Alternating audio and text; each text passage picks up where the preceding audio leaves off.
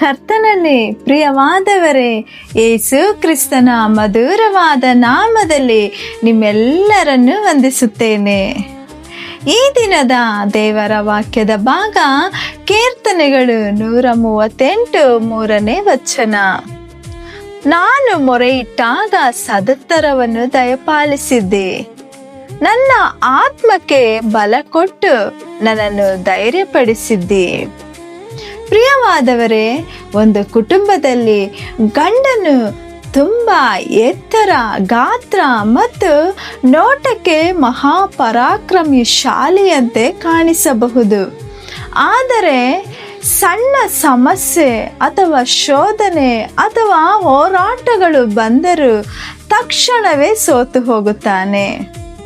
ಸಮಸ್ಯೆಗಳನ್ನು ಎದುರಿಸಿ ನಿಲ್ಲಲು ಅವನಿಗೆ ತಿಳಿಯುವುದಿಲ್ಲ. ಯಾರೋ ಮಾಟ ಮಂತ್ರ ಮಾಡಿಸಿ ಬಿಟ್ಟಿದ್ದಾರೆ ಎಂದು ಅದನ್ನೇ ದೊಡ್ಡದಾಗಿ ಹೇಳಿ ಭಯಪಡುತ್ತಿರುತ್ತಾನೆ. ಕಾರಣವೇನೆಂದರೆ ಅವನ ಆತ್ಮದಲ್ಲಿ ಆಧ್ಯಾತ್ಮಿಕವಾದಂಥ ಬಲವಿಲ್ಲ. ಅವನ ಹೊರನೋಟವೇ ಬೇರೆ, ಒಳಗಿನ ಸ್ಥಿತಿಯೇ ಬೇರೆ.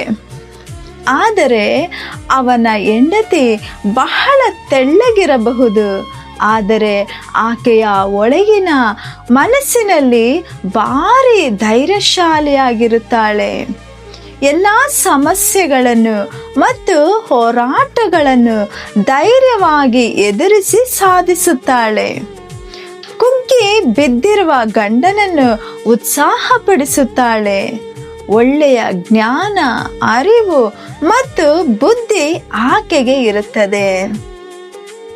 ಅದೇ ರೀತಿ ಆತ್ಮದಲ್ಲಿ ಬಲದ ಅಗತ್ಯವಿದೆ.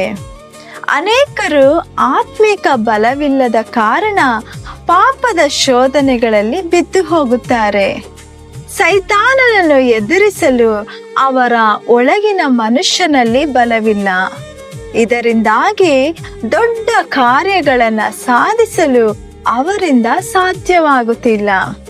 ದೇವ ಮಕ್ಕಳೇ, ಕರ್ತನು ಹೇಳುತ್ತಾನೆ, ನಾನು ನಿಮ್ಮನ್ನು ಬಲಪಡಿಸಿ ನಿಮಗೆ ಸಹಾಯ ಮಾಡುವೆನು ಎಂದು ಹೇಳಿದಾತನು ಖಂಡಿತವಾಗಿಯೂ ನಿಮ್ಮನ್ನು ಬಲಪಡಿಸುತ್ತಾನೆ.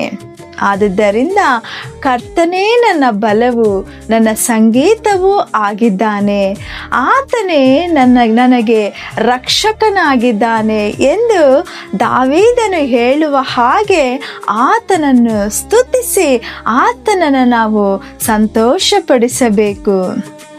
ಕರ್ತನು ನಿಮಗೆ ಕೊಟ್ಟಿರುವ ರಕ್ಷಣೆಯಲ್ಲಿ ನೀವು ಆ ಬಲವನ್ನು ಪಡೆದುಕೊಳ್ಳಿರಿ.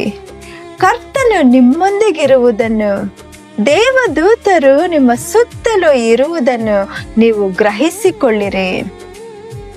ದಾವೀದನು ಕರ್ತನನ್ನು ನೋಡಿ, ಕರ್ತನೇ ನನ್ನ ರಕ್ಷಣೆಯ ಬಲವೇ ಎಂದು ಕರೆದನು. ಆ ದೇವರೇ ನಿಮ್ಮ ಎಲ್ಲ ಕುಂದು ಕೊರತೆಗಳಲ್ಲಿಯೂ ಸೋಲುಗಳಲ್ಲಿಯೂ ಯಾವ ಸಂದರ್ಭದಲ್ಲಿ ಆತ್ಮದಲ್ಲಿ ಬಲವನ್ನು ಕೊಟ್ಟು ನಿಮ್ಮನ್ನು ಧೈರ್ಯಪಡಿಸುತ್ತಾನೆ. ಹಾಗಾಗಿ ದಾವೀದನು ಹೇಳಿದ ಹಾಗೆಯೇ ನಾವು ಕೂಡ, ನಾನು ಕರ್ತನಿಗೆ ಮೊರೆಯಿಟ್ಟಾಗ ಆತನು ನನ್ನ ಸ್ವರವನ್ನು ಕೇಳಿದನು, ನನ್ನ ಆತ್ಮಕ್ಕೆ ಬಲವನ್ನು ಕೊಟ್ಟು ನನ್ನನ್ನು ಧೈರ್ಯಪಡಿಸಿದನು ಎಂಬುದಾಗಿ ನಾವು ಕೂಡ ಹೇಳೋಣ. ಆತನು ನಮ್ಮ ಸಂಗಡ ಇದ್ದಾನೆ, ಭಯಪಡಬೇಡಿರಿ, ಸಂತೋಷವಾಗಿರಿ. ಹಾಗಾಗಿ ದೇವರು ತಾನೇ ನಿಮ್ಮೆಲ್ಲರನ್ನು ಬಲಪಡಿಸಿ ನಡೆಸಲಿ. ಆಮೇನ್. God bless you.